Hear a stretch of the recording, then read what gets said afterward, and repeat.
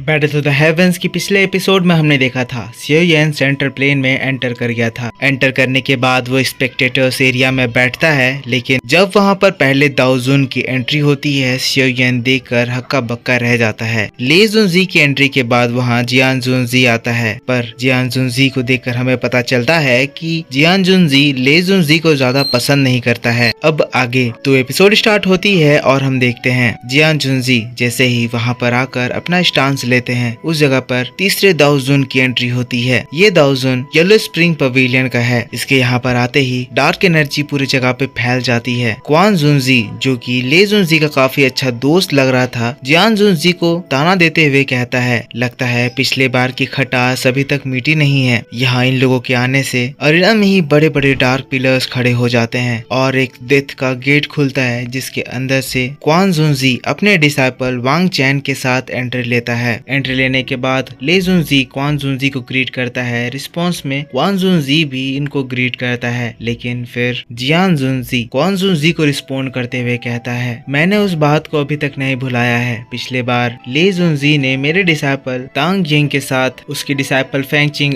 की वजह से अनजस्टिस करा था, पर फिर भी एटलीस्ट मेरा डिसाइपल फेंगचिंग के 100 राउंड्स को तो सरवाइव कर गया था। ऐसा कहते हुए वो क्वान जुनजी और वांग चैन को ताना मार रहा है, लेकिन तब हम लोग ले जुनजी को देखते हैं जो कि इस टॉपिक को भटकाते हुए कहता है, भले ही हम लोग इस जगह पर जल्दी आए हैं, पर यहाँ पर शो तो वही लेकर जाने वाला है जो कि सबसे लास्ट आ रहा है। फिर दोस्तों अचानक से हम लोग इस काले अंधेरे बादलों के बीच में बहुत सारी लाइटिंग्स देखते हैं। थोड़ी देर के बाद वहाँ पर लाइट की मीटियोर शावर होती है। सच में दोस्तों लास्ट दाओ जुन यानी कि फेंग जुनजी की एंट्री इन सभी लोगों में से सबसे ज्यादा धमाकेदार है। सभी लोग ही इस लाइटिंग को देखकर इम्प्रेस हो गए हैं। जिसके बाद वहाँ पर फेंग जुनजी की एंट्री होती है। इनकी यहाँ पर एंट्री से एक बहुत ही इंजॉयबल और सुकून वाला माहौल छा जाता है। यहाँ पर हम लोग फेंग जुनजी के पंखे पर देख सकते हैं, जिसके अंदर मूविंग स्टार्स की इमेज बने हुए हैं। मतलब कि फेंग जुनजी की पावर स्टार से रिलेटेड है। पहली नजर में फेंग जुनजी का इमेज हम लोगों को बहुत ही ज्यादा काम दिखाया जाता है। सियो येन को भी फेंग जुनजी को देखकर बहुत ही अच्छा महसूस होता है। सियो येन अपने मन में कह रहा है, तो ये है फेंग जुनजी। मास्टर याला ने मुझे बताया था फेंग जुनजी रिश्तों की अहमियत को समझते हैं। इनका नेचर बहुत ज्यादा अच्छा है। जिसके बाद फेंग जुनजी तीनों दाओ जुन्स को ज्वाइन करते हैं। सियो येन कह रहा है, अगर फेंग जुनजी मेरी मदद करें तो ये मास्टर यालाओ को बचाने की मिशन में एक बहुत बड़ा हेल्प साबित होंगे। फेंग जुनजी जब तीनों दाओ जुन्स को मिलते हैं, सभी लोग ही फेंग जुनजी को ग्रीट करते हैं। इसमें एक और बात मैं आपको बता देना चाहता हूँ कि फेंग जुनजी इन सभी लोगों में से सबसे ज्यादा ताकतवर है। जिसके बाद फिर से सीन शिफ्ट होता है। नेक्स्ट सीन हम लोग ले जुनजी को देखते हैं। यहाँ पर सभी दाओ जुन्स चारों सीट्स जो हमें शुरू में दिखाया गया था उसमें बैठ गए हैं। ले जुनजी उठकर क्राउड के सामने आते हैं और फिर अनाउंसमेंट करते हैं, आज का ये दिन हमारे विंड लाइटनिंग पवेलियन के लिए बहुत ही इम्पोर्टेंट दिन है, क्योंकि आज से यहाँ पर 4 pavilion competition plus conference start होने वाला है। आप सभी को पता है ये जगह हमारी धरती विंड लाइटनिंग पवेलियन है। आप सभी लोग जो बहुत दूर दूर से इस जगह पर इस कॉन्फ्रेंस को अटेंड करने के लिए आए, मैं आपका यहाँ पर आने के लिए शुक्रिया अदा करता हूँ। मैं आशा करता हूँ कि आपको यहाँ के रूल्स पहले से पता होंगे और मेरी आपसे ये उम्मीद है कि आप में से कोई भी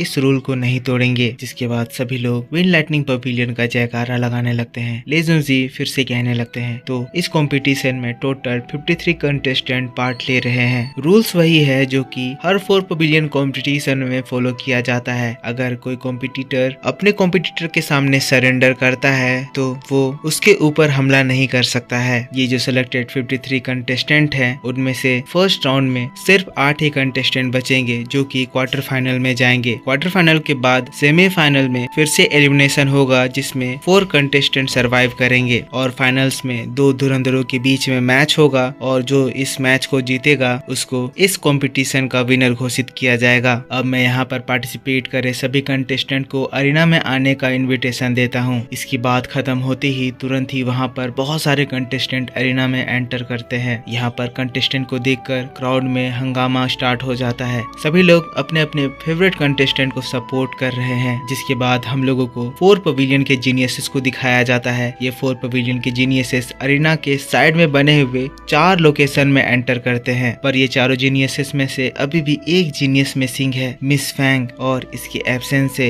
इस जगह पर कमोशन मच गया है। सभी लोग कह रहे हैं आखिर मिस मिस फैंग कहाँ रह गई? क्या विन लाइटनिंग पवेलियन इस बार इस कंपटीशन में पार्टिसिपेट नहीं कर रहा है? ले जुनजी भी मिस फैंग के एब्सेंस से चिंतित हो रहा है। लेकिन फिर दोस्तों दूर आसमान में हम लोगों को एक कलरफुल क्रेन दिखाया जाता है जो कि बहुत ही मैजेस्टिक तरीके से अरीना की ओर बढ़ रहा होता है। ये क्रेन मिस फैंग का है। मिस फैंग इस अरीना में सबसे लास्ट एक बहुत ही कूल एंट्री लेना चाहती है। क्रेन के अरीना में एंटर करते ही मिस फैंग अपने पोजीशन में जंप लगाकर खड़ी हो जाती है, जिससे हम लोग देख सकते हैं कि इसकी एंट्री यहाँ पर सबसे ज्यादा दमदार है। मिस फैंग को देखकर ले जुनजी खुश हो जाता है। मिस फैंग ले जुनजी को ग्रीट करती है, जिसके बाद विन लाइटनिंग पवेलियन कंपटीशन में पार्ट लेने के लिए तैयार हो जाता है। ले जुनजी जिसके बाद खुशी खुशी सभी के सामने आकर अनाउंस करता है क्योंकि सभी लोग अब यहाँ पर आ गए हैं तो ऑफिशियली अब ये कंपटीशन स्टार्ट होता है। जिसके बाद तलवारों के टकराने की आवाज आती है, लोगों की दहाड़ने की आवाज आती है, स्पेक्टेटर्स जी जान लगाकर चिल्ला रहे हैं। यहाँ पर नीचे लोग एक दूसरे को मार काट रहे हैं। मैं आपको बता दूं यहाँ पर जो भी पर्सन अरीना में है वो सभी दाओ वांग के 3 स्टार लेवल से ऊपर का है, इसीलिए इन लोगों के बीच की फाइट भी बहुत ही ज्यादा खतरनाक हो रही है। कुछ लोग यहाँ पर सरेंडर कर रहे हैं, कुछ लोग मर रहे हैं, पर यहाँ पर एक अनसेड रूल स्टैब्लिश हो गया है। चारों जो जीनियसेस कॉर्नर में अपनी पोजीशन लिए हुए हैं वहाँ पर उन लोगों का एक रेंज डिसाइड करा गया है और जो भी पर्सन उस रेंज में आता है वो लोग उसी पर्सन को अटैक करते हैं। ये रूल इसीलिए बनाया गया है क्योंकि ये जीनियसेस इतने ज्यादा स्ट्रॉन्ग है कि अगर वो लोग बीच में जाकर फाइट करे तो शायद नेक्स्ट राउंड में जाने के लिए लोग ही ना बचे। यहाँ पर दोस्तों भीड़ इतनी ज्यादा है कि अपने आप लोग एक दूसरे के साथ ग्रुप बनाकर दूसरे के ऊपर अटैक कर रहे हैं और आपको तो पता ही है ग्रुप फाइट कितना ज्यादा डेंजरस होता है। चाहे आप कितने भी ज्यादा स्ट्रॉन्ग हो, ग्रुप में अगर आप ही के लेवल के पर्सन या आपसे कम लेवल के भी पर्सन अटैक कर दे तो